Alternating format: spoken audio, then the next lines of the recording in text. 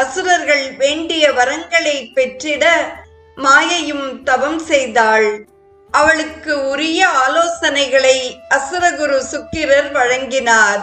மாயையின் அறிவுரைப்படி மகாயாகம் இயற்றிட சூரன் ஆயத்தமானான். இளவல்கள் இருவரையும் தனக்கு முன்னும் பின்னுமாக அசுரர் படைகளை அழைத்துச் செல்ல பணித்தான். யாக பூமியை தேர்ந்தெடுக்க பயணித்த சூரனின் படைகளைக் கண்டு விண்ணவரும் அஞ்சினர். பெருவேள்வி இயற்ற சூரபத்மன் புறப்பட்டதை அறிந்த அசுரகுரு சுக்கிராச்சாரியார் வான்வழியில் வந்து இறங்கினார்.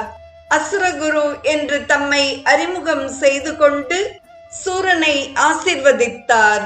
வேள்வியை குறுக்கீடுகளில் இருந்து காக்கும் சிவமந்திரம் ஒன்றையும் சுக்கிரர் சூரனுக்கு உபதேசித்தார். சூரன் வடதிசையில் சென்று வேள்விக்கு உகந்த இடத்தை தேர்ந்தெடுத்தான். வேள்வி சாலையை சுற்றி மதில்களை எழுப்பினர். 4 திசைகளிலும் வாயில்கள் அமைக்கப்பட்டன.